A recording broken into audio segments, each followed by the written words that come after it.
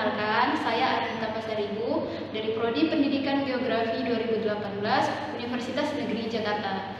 Nah, di sini saya akan melakukan micro teaching dengan KD 3.4, yaitu karakteristik persebaran negara maju dan negara berkembang di dunia. Selamat menyaksikan.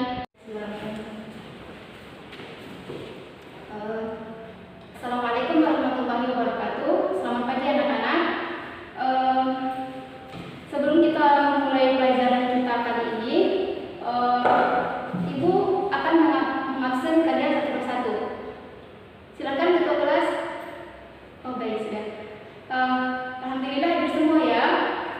Dan sebelum itu kita juga harus berdoa kepada Allah Subhanahu Wa Taala. Silakan dipimpin ketua kelas. Baiklah, di pertemuan kali ini kita akan membahas tentang karakteristik persebaran negara maju dan negara berkembang di dunia.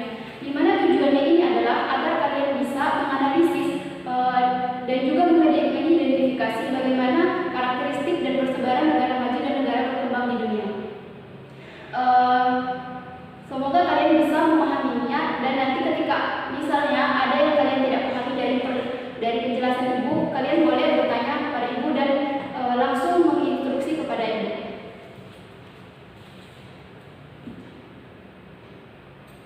Nah, mungkin dari anak-anak Ibu di sini adakah yang sudah pergi ke luar negeri? Oh iya, ke Singapura. Baiklah, Dinda ke Singapura. Nah, menurut kamu Singapura itu adalah negara apa? Nah, untuk mengetahui lebih lanjut, negara yang berada di belahan bumi digolongkan ke dalam negara berkembang atau negara maju. Ibu akan menjelaskan terlebih dahulu.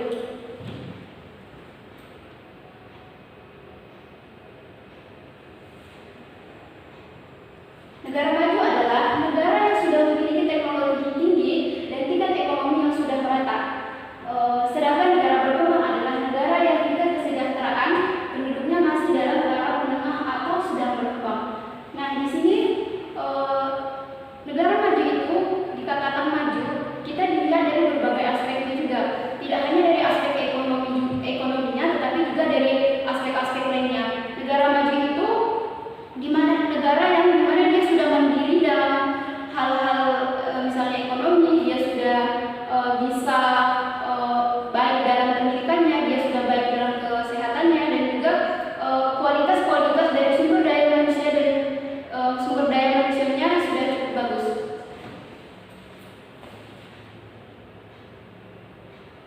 Nah, tapi negara maju dan negara berkembang negara yang dimana kita lihat sebagian besar penduduk kita adalah bekerja di sektor agraris atau pertanian. Yang ketiga, tingkat pendidikan. Tingkat pendidikan ini juga kita perhatikan negara-negara maju mereka sudah memiliki tingkat pendidikan yang bagus, di mana sistem pendidikannya dari tenaga pengajarnya semuanya sudah cukup bagus. Sedangkan di negara berkembang masih terdapat masalah-masalah, misalnya di negara kita Indonesia yang tergolong negara berkembang, kita pendidikannya masih tergolong kurang. Dilihat dari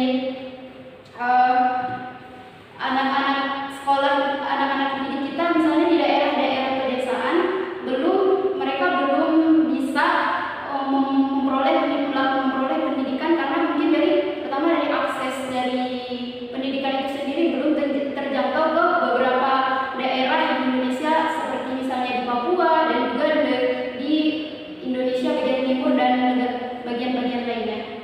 Selanjutnya ke pendapatan per kapita. Nah, pendapatan per kapita ini sangat jelas ya, karena pendapatan per kapita di negara maju itu cenderung memang lebih tinggi dibandingkan dengan negara berkembang gitu. Misalnya kita bandingkan saja negara Amerika dengan negara Malaysia misalnya, atau dengan Indonesia. Tentu saja pendapatan per kapita di negara Amerika lebih tinggi dibandingkan di negara kita atau mungkin di negara-negara berkembang lainnya. Selanjutnya ke kesempatan kerja. Nah, kesempatan kerja ini sendiri erat kaitannya juga dengan pengangguran. Nah, kesempatan kerja, semakin banyak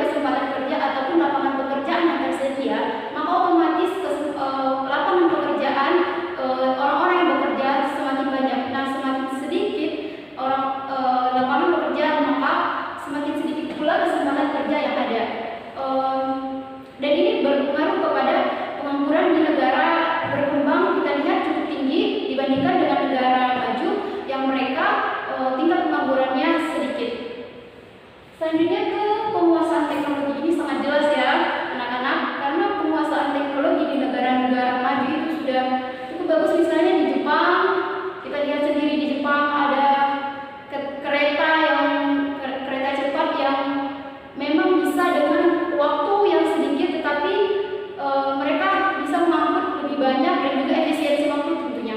Dan juga misalnya teknologi yang digunakan di bidang pertanian misalnya. Teknologi di bidang pertanian mereka menggunakannya sudah modern, sedangkan kita lihat di negara kita. Teknologi di negara kita untuk pertanian saja itu masih lebih banyak cenderung ke tradisional. Misalnya masih mencangkul atau misalnya masih menggunakan tenaga dari kerbau untuk membajak sawah begitu. Dan juga teknologi ini teknologi yang bisa kita katakan negara-negara maju itu merupakan negara-negara yang mereka adalah sumber dari teknologi yang ada, salah satunya di negara berkembang. Misalnya produk HP, produk elektronik, produk lainnya yang ada di negara berkembang secara umum memang lebih banyak disuplai ataupun dari negara maju itu sendiri.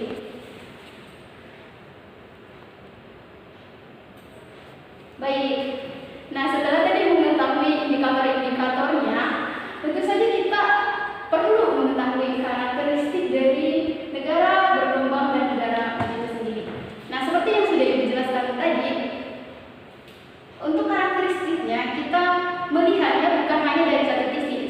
Seperti yang Ibu jelaskan di awal tadi, kita tidak hanya melihat dari sisi ekonomi saja, tetapi juga kita melihat dari sisi sosiodemografi. Sosiodemografi ini adalah, baik, kita akan jelaskan di slide berikutnya.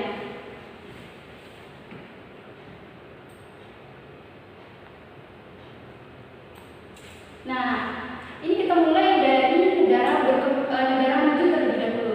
Untuk ekonomi, pendapatan per kapita tinggi sudah Ibu jelaskan tadi. Dan yang kedua adalah mayoritas penduduknya bermata pencaharian di sektor industri dan jasa. Komoditas ekspor adalah barang-barang industri. Nah, di sini ada keseimbangan antara jumlah pencari kerja dan juga lapangan pekerjaan.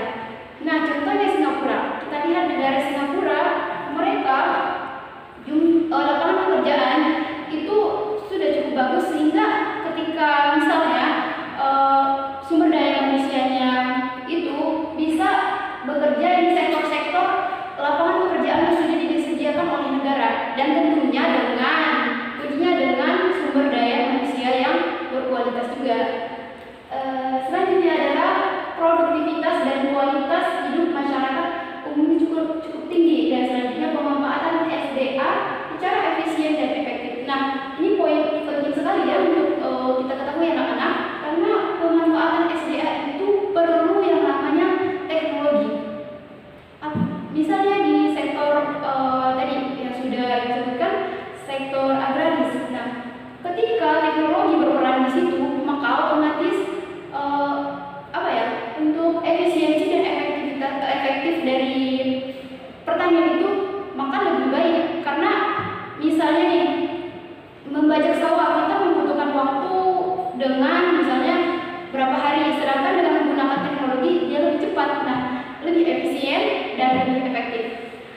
Selanjutnya kita ke sosiodemografi.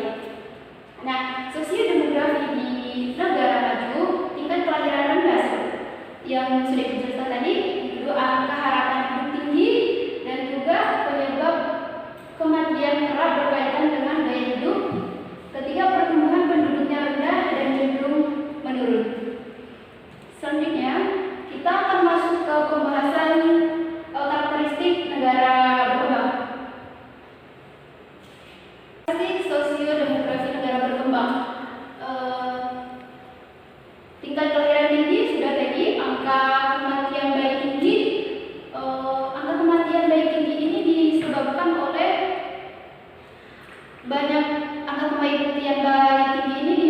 oleh tingkat kesehatan yang memang masih kurang, ataupun misalnya fasilitas jumlah rumah sakit, tenaga medis kita memang masih kurang, sehingga ya permasalahan baik misalnya dari banyak yang menikah muda. Setelah mereka menikah muda, kemudian tidak diimbangi juga dengan tenaga medis yang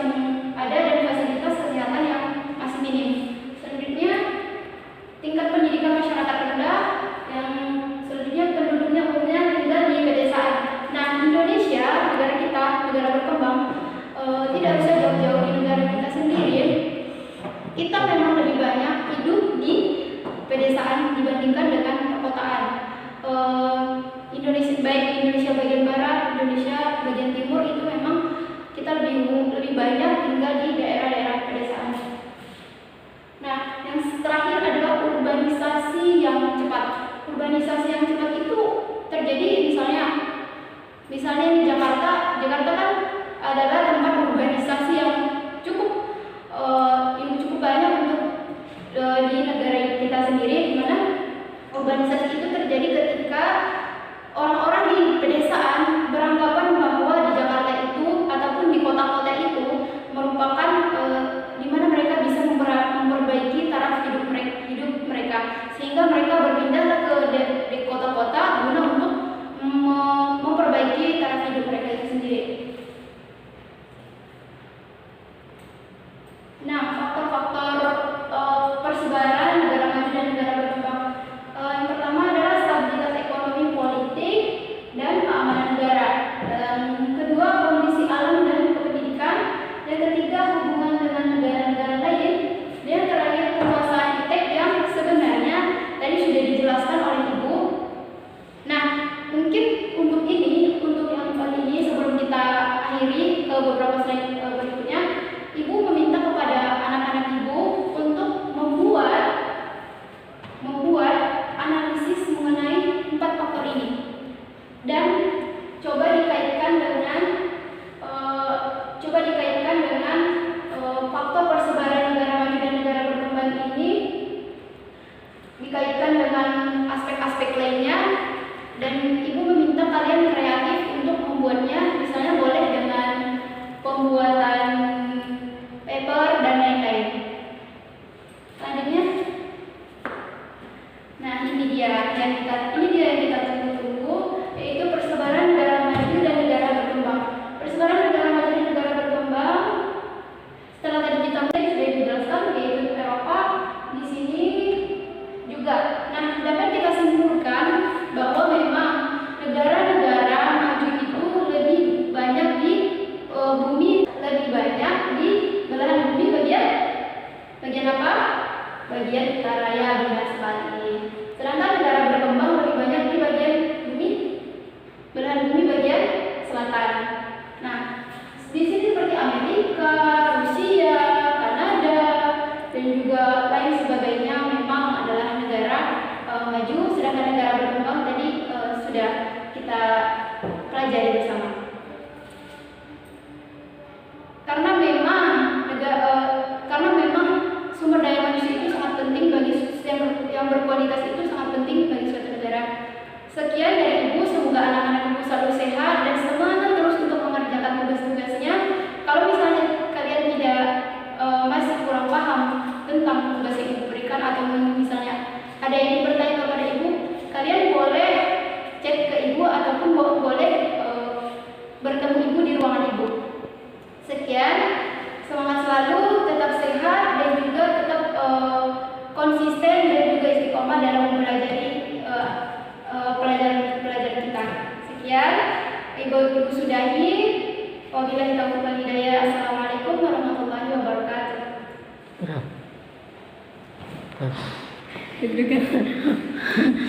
Lama ya Pak? 23. Oh, ya udah ntar diedit.